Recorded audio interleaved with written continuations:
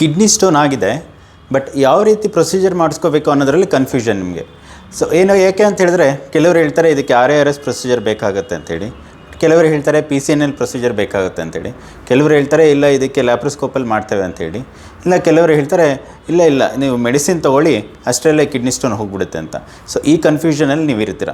So ಯಾವ kidney ಸ್ಟೋನ್ಗೆ ಯಾವ ರೀತಿ ಪ್ರೊಸೀಜರ್ ಮಾಡಬೇಕು ಅನ್ನೋದನ್ನು ನಾನು ಈ ವಿಡಿಯೋದಲ್ಲಿ ಎಕ್ಸ್ಪ್ಲೇನ್ ಮಾಡ್ತೇನೆ. ನನ್ನ ಹೆಸರು doctor Raju R, urologist, andrologist, uro onco surgeon.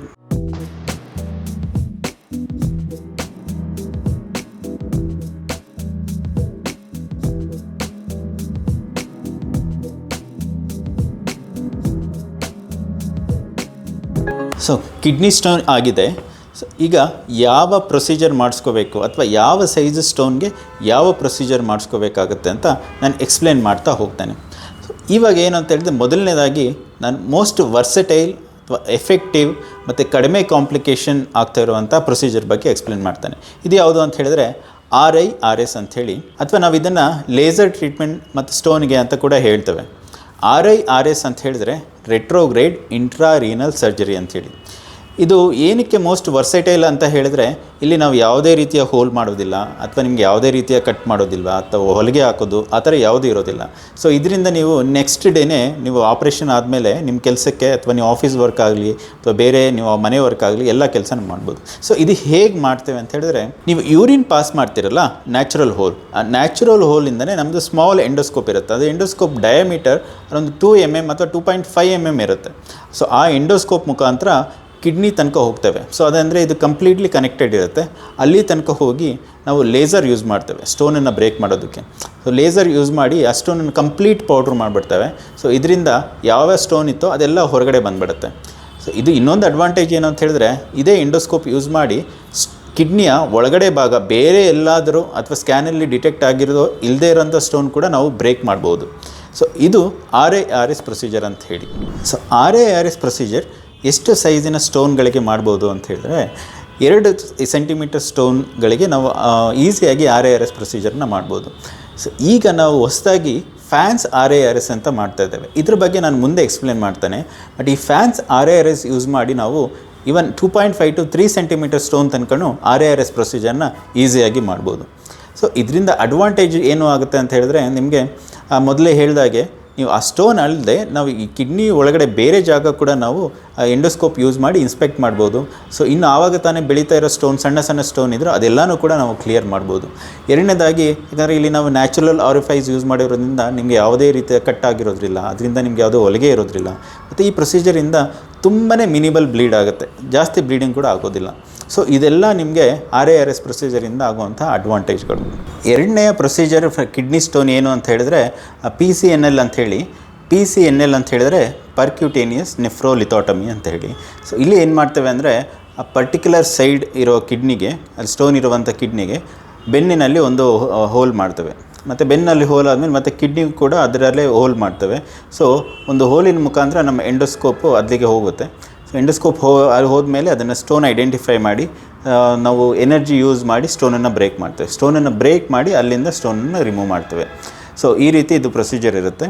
So ಇದರ ಅಡ್ವಾಂಟೇಜ್ ಏನು ಅಂತ ಹೇಳಿದ್ರೆ, ಇಲ್ಲಿ ನಾವು ಓಪನ್ ಆಪ್ರೇಷನ್ ಥರ ಏನಿರೋದಿಲ್ಲ, ಇದು ಸಿಂಗಲ್ ಹೋಲ್ ಮಾಡಿ, ಒಂದು ಸ್ಮಾಲ್ ಹೋಲ್ ಮಾಡಿ ಕಿಡ್ನಿ ಸ್ಟೋನನ್ನು ತೆಗೆಯುವಂಥದ್ದು. ಇದು ಯಾವಾಗ ನಾವು ಯೂಸ್ ಮಾಡ್ತೀವಿ ಅಂತ ಹೇಳಿದ್ರೆ, ಸ್ಟೋನ್ ಸೈಜ್ 3 ಸೆಂಟಿಮೀಟ್ರು ಅಥವಾ ಅದಕ್ಕಿಂತ ಜಾಸ್ತಿ ಇದೆ ಅಂತ ಹೇಳಿದ್ರೆ PCNL ಪ್ರೊಸೀಜರ್ ಯೂಸ್ ಮಾಡ್ತೇವೆ. ಮತ್ತು ಎರಡನೇದಾಗಿ RIRS ಮಾಡೋದಕ್ಕೆ ಡಿಫಿಕಲ್ಟ್ ಆದಾಗ, RIRS ಯಾವಾಗ ಡಿಫಿಕಲ್ಟ್ ಆಗುತ್ತೆ ಅಂದರೆ, ಈ ಸ್ಟೋನ್ ಏನಾದರೂ ಕಿಡ್ನಿಯ ಕೆಳಭಾಗದಲ್ಲಿದೆ ಅಂತ ಹೇಳಿದಾಗ ಎಂಡೋಸ್ಕೋಪ್ ಯೂಸ್ ಮಾಡೋದಕ್ಕೆ, RIRS ಎಂಡೋಸ್ಕೋಪ್ ಯೂಸ್ ಮಾಡೋದಕ್ಕೆ ಆಗೋದಿಲ್ಲ. ಆ ಸಂದರ್ಭದಲ್ಲಿ PCNLನ ಯೂಸ್ ಮಾಡ್ತೇವೆ. ಸೊ ಇದರ ಡಿಸಡ್ವಾಂಟೇಜ್ ಏನು ಅಂತ ಹೇಳಿದ್ರೆ, RIRS ಕಂಪೇರ್ ಮಾಡಿದ್ರೆ ಕೆಲವರಲ್ಲಿ ಶೇಕಡ ಒಂದು 5% ಪೀಪಲಲ್ಲಿ ಒಂದೊಂದು ಸರಿ ಬ್ಲೀಡಿಂಗ್ ಆಗೋ ಚಾನ್ಸಸ್ ಜಾಸ್ತಿ ಇರುತ್ತೆ ಈ PCNLಲ್ಲಿ.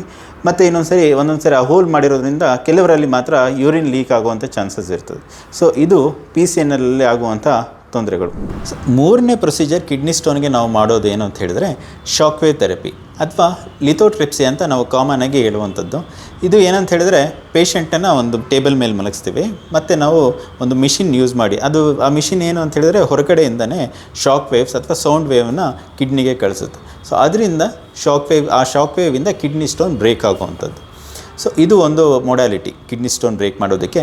ಬಟ್ ಇದರ ಡಿಸ್ಅಡ್ವಾಂಟೇಜ್ ನಾವು ಏನು ಅಂತ ನೋಡೋದಾದರೆ, ಇದರಲ್ಲಿ ನಾವು 1 ಸೆಂಟಿಮೀಟರ್ ಅಥವಾ 1.2 ಸೆಂಟಿಮೀಟರ್ ಇರುವಂಥ ಸ್ಟೋನ್ಗಳಿಗೆ ಯೂಸ್ ಮಾಡಿದ್ರೆ ತುಂಬ ಎಫೆಕ್ಟಿವ್ ಆಗಿರುತ್ತೆ. ಸೊ ಅದು ಬಿಟ್ಟು ಬೇರೆ ಯಾವುದೇ ಸ್ಟೋನ್ ಯೂಸ್ ಮಾಡಿದ್ರೂ ಕೂಡ ಇದು ಟ್ರೀಟ್ಮೆಂಟ್ ಅಷ್ಟು ಎಫೆಕ್ಟಿವ್ ಆಗಿರೋದಿಲ್ಲ. ಎರಡನೇದಾಗಿ ಏನು ಅಂತ ಹೇಳಿದ್ರೆ, ಸ್ಟೋನ್ ತುಂಬಾ ಹಾರ್ಡ್ ಇದೆ ಅಂತ ಹೇಳಿದ್ರೆ ಸೌಂಡ್ ವೇವಿಂದ ಅಥವಾ ಶಾಕ್ ವೇವಿಂದ ಸ್ಟೋನ್ ಬ್ರೇಕ್ ಮಾಡೋದಕ್ಕೆ ತುಂಬ ಕಷ್ಟ ಆಗುತ್ತೆ, ಅಥವಾ ಬ್ರೇಕ್ ಆದ್ರೂ 1 ಅಥವಾ 2 ಪೀಸ್ ಆಗುತ್ತೆ. ಸೊ ಈ ಥರ 2 ಪೀಸ್ ಆಗೋದ್ರಿಂದ ಅದು ಮತ್ತೆ ಯುರೇಟರ್ ಅಥವಾ ಯೂರಿನ್ ಪೈಪಲ್ಲಿ ಬಂದು ಸಿಗಾಕೊಳ್ಳುವಂಥ ಚಾನ್ಸಸ್ ತುಂಬ ಜಾಸ್ತಿ ಇರುತ್ತೆ. ಸೊ ಮೂರನೇದೇನು ಅಂತ ಹೇಳಿದ್ರೆ, ಇದನ್ನು ನಾವು ಪ್ರೆಗ್ನೆನ್ಸಿಯಲ್ಲಾಗಲಿ ಅಥವಾ ಒಬೇಸಿಟಿ ಒಬೇಸ್ ಪೇಷೆಂಟಲ್ಲಿ ಅಥವಾ ಆ್ಯಂಟಿಪ್ಲೇಟಸ್ ಮೆಡಿಕೇಷನ್ ಲೈಕ್ ಆಸ್ಪಿರಿನ್ ಎಲ್ಲ ತೊಗೋತಾ ಇರ್ತಾರೆ, ಅಂಥವರಲ್ಲಿ ನಾವು ಇದನ್ನು ಯೂಸ್ ಮಾಡೋಕ್ಕಾಗೋದಿಲ್ಲ. ಮತ್ತು ಇನ್ನೊಂದೇನು ಅಂತ ಹೇಳಿದ್ರೆ, ನಾನು ಮೊದಲೇ ಹೇಳಿದಾಗೆ ಆ ಸ್ಟೋನ್ ಪಾರ್ಟಿಕಲ್ ಬಂದು ಯುರೇಟರಲ್ಲಿ ಸಿಗಾಕೊಳ್ಳುತ್ತೆ, ಮತ್ತು ಅದರಿಂದ ಮತ್ತೆ ನಿಮಗೆ ಸಿವಿಯರ್ ಪೇಯ್ನ್ ಬರುವಂಥದ್ದು, ಈ ತೊಂದರೆ ಎಲ್ಲ ಆಗುತ್ತೆ.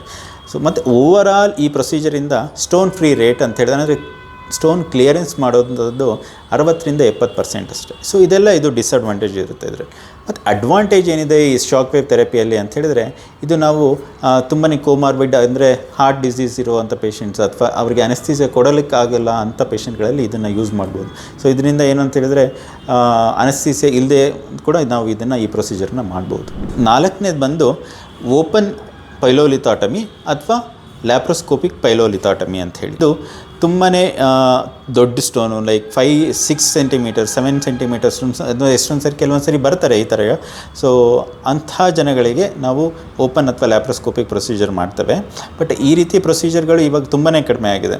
So most of the time ಏನು ಮಾಡ್ತೇವೆ ಅಂತ ಹೇಳಿದ್ರೆ, PCNL ಪ್ರೊಸೀಜರ್ 2 ಟೈಮ್ಸ್ 2 ಸರಿ ಮಾಡಿ ಆ ಸ್ಟೋನನ್ನು ನಾವು ತೆಗಿತೇವೆ. ಸೊ ಈ 4 ಪ್ರೊಸೀಜರ್ಗಳು ಕಿಡ್ನಿ ಸ್ಟೋನ್ಗೆ ಮಾಡುವಂತಹ ಸರ್ಜರಿಗಳು. ಸೊ ನಿಮಗೆ ಕಿಡ್ನಿ ಸ್ಟೋನ್ ರಿಲೇಟೆಡ್ ಏನಾದರೂ ಕ್ವೈರಿ ಇದೆ ಅಂತ ಹೇಳಿದರೆ, ಈ ಕೆಳಗಿನ ನಂಬರ್ಗೆ ನೀವು ನಮ್ಮನ್ನು ಸಂಪರ್ಕಿಸಬಹುದು. ಧನ್ಯವಾದಗಳು.